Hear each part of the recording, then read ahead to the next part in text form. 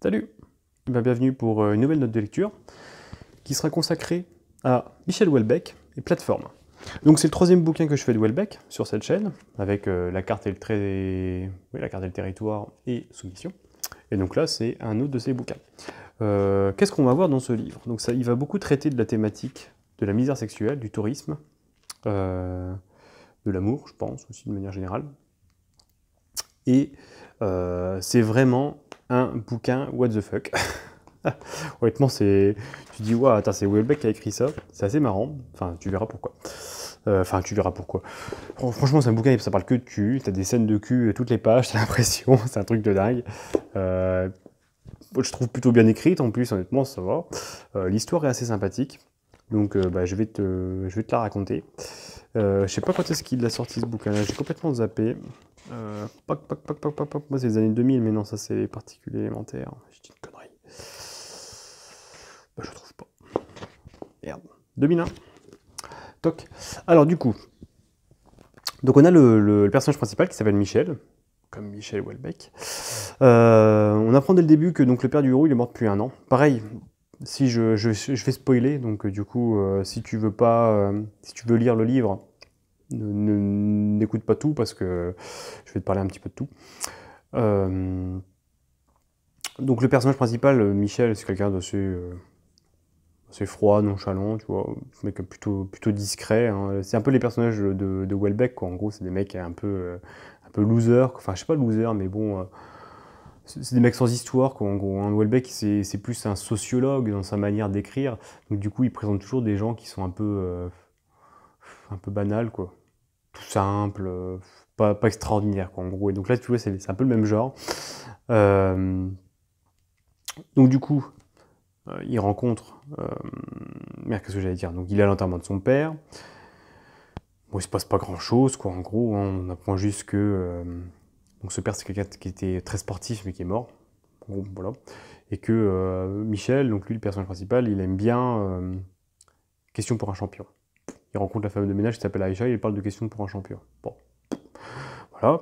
Donc il fait une déposition auprès de la police, auprès du capitaine Chaumont, parce que je sais plus si on sait que si c'est un meurtre ou pas, on sait pas trop comment ça se fait qu'il est mort. Qu'est-ce que j'allais dire? Bon, rien de spécial. On voit qu'il a une vie quand même plutôt monotone, Michel. Donc il va dans des pipes shows, il regarde la télé jusqu'à pas d'heure, il mange de la purée mousseline au fromage tous les jours. Et voilà, c'est pas un mec qui est extraordinaire, quoi. Bon, hein, donc il va revoir vite fait la femme, Aïcha, parce qu'en fait, il savait qu'elle avait une liaison avec son père, finalement. Puis il apprend d'ailleurs à la suite qu'il va devenir riche, parce que son père il avait quand même des biens. Et donc du coup, il va hériter 3 millions d'euros. D'ailleurs, son banquier va l'encourager à placer. C'est assez marrant. Et du coup, avec cet argent, il se dit, tiens, je vais faire un voyage. Donc du coup, il part en vacances, en Thaïlande, avec une société qui s'appelle Nouvelle Frontière, qui est très connue, hein. Donc du coup, il arrive là-bas, il récupère un petit peu ses clés, puis après derrière, c'est ça qui est sympa, c'est qu'en fait, tout le long de l'ouvrage, on va avoir une analyse sociologique des personnages, en fait, parce que quand, tu vois, il part avec Nouvelle Frontière, donc c'est des excursions qui sont faites, c'est programmé, il est avec un groupe, en gros. En fait, tout le long, on va avoir des descriptions de chaque personne du groupe, et c'est ça qui est super intéressant parce qu'il est quand même assez fin, tu vois, dans sa manière de présenter les choses. Qu'est-ce que je veux dire? Donc du coup, dans le bus qui va l'amener, tu vois, par exemple, dans une excursion, donc il va faire la connaissance de Valérie, 27 ans, qui s'est assis à côté de lui, donc une discussion un peu banale, tu vois, c'est un peu difficile, mais tu vois, elle, Valérie, tu vois, elle est assez sympa, très amicale, donc du coup, il arrive quand même à apprécier la discussion, même elle apprécie la discussion. Puis bon, tu vois, comme c'est quelqu'un d'assez misanthrope, il n'a pas l'habitude, tu vois, de côtoyer les gens. Alors j'ai marqué qu'il y a un passage what the fuck, page 49.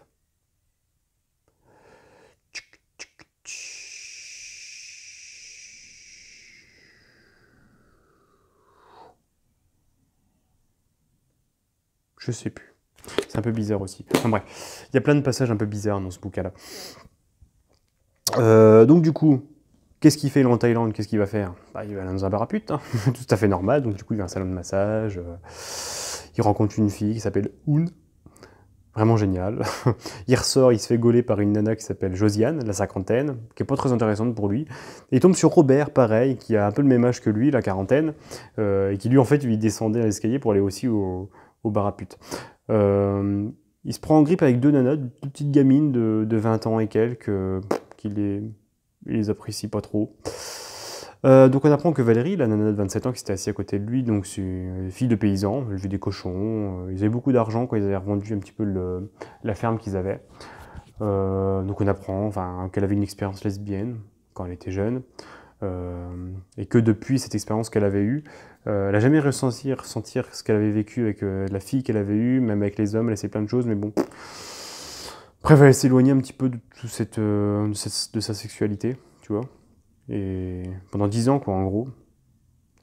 Donc là, donc ça va être un peu décousu comme ça, hein, ce que je fais. Tu me diras pareil si t'aimes bien les vidéos de ce genre-là. Donc le premier repas qui passe ensemble, donc là il va se dire, bah, tiens, dans chaque groupe d'excursion, les groupes se mettent ensemble. Il y a des choses qui vont se fermer, puis il va y avoir des clans, quoi. En gros, donc du coup, il regarde un petit peu comment que ça se passe. Et tu vois, tu as Albert et Suzanne qui sont des écologistes du Jura. Ils ont un cabinet de massage à Montbéliard. Donc du coup, bah, lui, il va se mettre avec eux, puis ils vont discuter. Je crois de mémoire, c'est là qu'il raconte une horreur, puis il y en a une qui, ça va la choquer parce qu'il dit que bah, tiens, moi je suis dans les salons de massage, c'est pas mal aussi ici. Hein. C'est pas le même genre de massage, hein, forcément. Donc du coup après ils font des petites excursions. Ce qui est pas mal aussi dans les bouquins de Houellebecq, c'est qu'ils te expliquent un petit peu des choses sur la Thaïlande. Donc là t'as la tribu Karen par exemple, des tribus plus ou moins primitives qui vivent là-bas. Donc c'est vrai que c'est pas trop mal. Ah non, c'est à ce moment-là. Donc du coup ils commencent à discuter à table avec tout le groupe de tourisme sexuel. Et tu vois Robert, le gars qui était descendu, qui s'était vu ensemble. En fait c'est un gars qui fait que ça. À chaque fois qu'il voyage, c'est pour faire du tourisme sexuel. Donc du coup, t'as Josiane, l'autre nana là qu'on avait vue de 50 ans, bah, elle est complètement outrée, quoi. C'est putain, c'est pas possible. C'est dingue, quoi. Puis Valérie, la nana de 27 ans, elle est restée pour en apprendre davantage. Elle a posé des questions, elle essaie de comprendre, tu vois. Donc on se dit qu'il y a un petit truc, tu vois, déjà à ce moment-là. Avec Valérie, on se demande pourquoi. Donc après, tout le monde a passé une nuit de merde, comme ça en Thaïlande. Enfin bref, tout le monde se fait bouffer par les moustiques. C'est absolument horrible. L'autre nana... la Josiane, elle va revoir Michel pour lui dire non mais attendez, vous faites vraiment du tourisme sexuel, c'est pas possible. Oh, bon moi j'espère que vous cautionnez pas les enfants, quoi, c'est pas possible quoi en gros. Et puis en fait t'apprends que Michel lui il a un bouquin qui s'appelle le White Book où il y a tout qui est écrit dedans sur les pratiques sexuelles partout, la prostitution. Enfin il est un peu bizarre en fait comme gars. Qu'est-ce que j'allais dire? Après il discute un petit peu avec les deux nanas. Il va à la plage avec Valérie, tu vois, il se baigne avec elle. Elle lui donne un Agatha Christie, tu vois, qu'il lit dans la soirée, parce que voilà, tu vois, il partage un petit peu de choses. Voilà, il est un peu attiré par elle, mais il sait pas si elle est attirée par lui, surtout qu'en plus elle lui a parlé justement des expériences lesbiennes, donc elle lui dit, bon tiens, ça se trouve, voilà, bon. Peu importe quoi, en gros. Hein. Dans le bouquin, c'est très marrant parce qu'il attaque beaucoup le guide du routard, vraiment. Comme le guide du routard, tu vois, ils sont très puritains. Tu vois, lui, il déteste ça. Il se dit, putain, c'est de la merde. D'ailleurs, il va acheter le bouquin, il va le foutre à la poubelle. Puis il dit, putain, c'est vraiment nul, quoi, en gros. Hein, donc, ça sert à rien, quoi. Donc, il revoit surtout au bar à pute. Et d'ailleurs, dans un bar à pute, il va rencontrer Robert et Lionel. Lionel, c'est un autre personnage un autre personnage qui, lui, pareil, c'est un fonctionnaire qui est bien sous tout rapport, qui fait pas trop de remue-ménage. Et t'as Robert, là, il fait une diatribe sur l'apologie des femmes autres que celles qui existent en France, en disant qu'il y a vraiment il y a une libération sexuelle dans les autres pays qui n'existe pas dans l'Occident. En gros, c'est une grosse critique de l'Occident. Hein. C'est dingue là-dedans. Donc lui, après, il sort tape des putes, encore une fois. Donc l'histoire, elle évolue un petit peu avec Valérie. Elle fait du topless sur la plage, du coup, lui, ça l'intéresse. Et bon, voilà, il sait pas trop, quoi, en gros. Il ose rien faire. Il ose rien faire, puis du coup, les vacances se finissent comme ça, puis après, ils repartent. Donc ça, c'est la première partie, parce que la deuxième partie, en fait, finalement, il va quand même oser lui demander son numéro de téléphone à Valérie. Donc il va la récupérer, et puis en fait, première soir qu'il arrive à Paris, et ben il va lui proposer de se voir ensemble.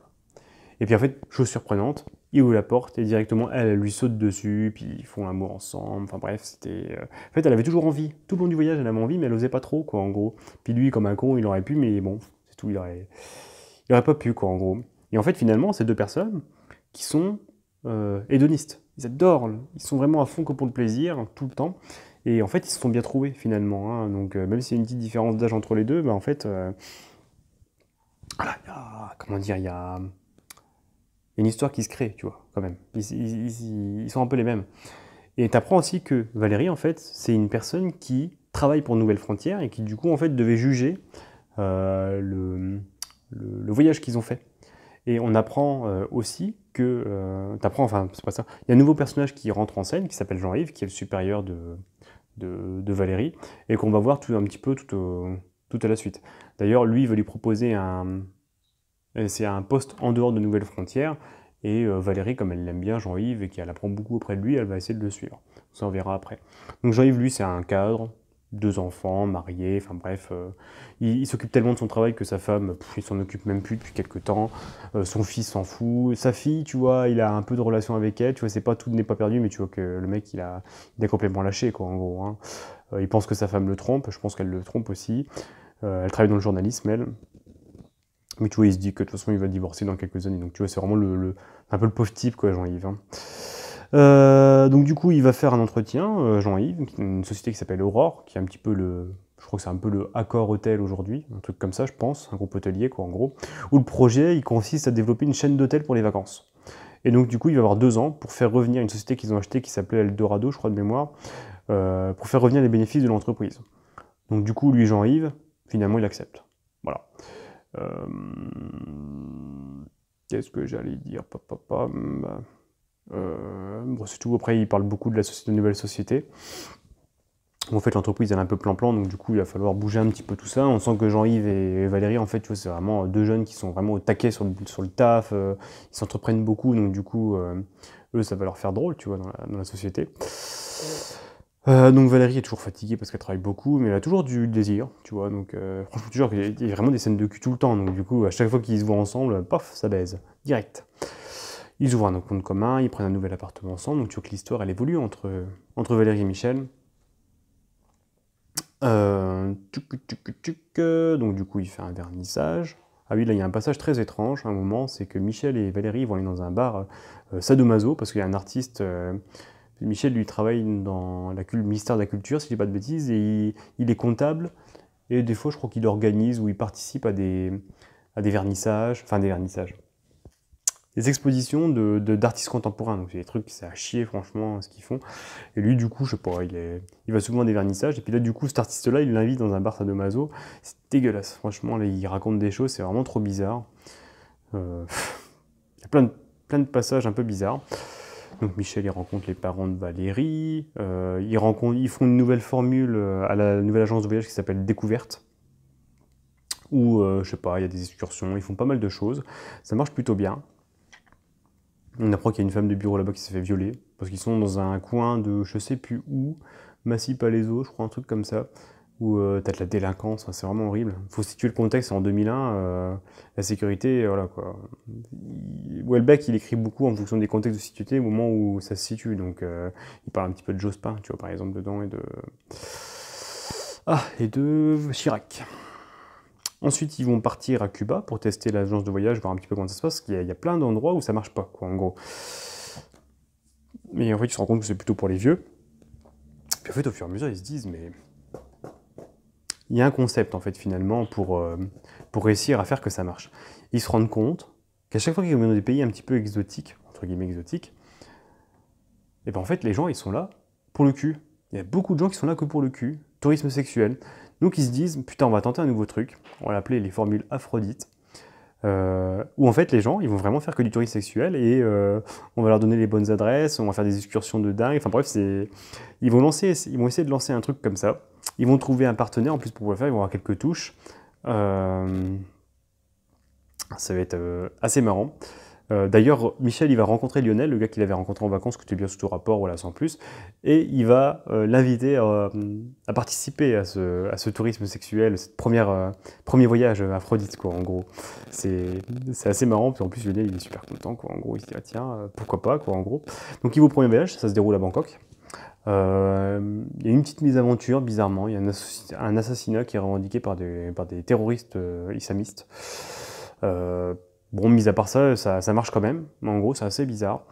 Donc il y a tout le monde qui profite, c'est parti, ça baisse partout, les massages, les prostituées, voilà.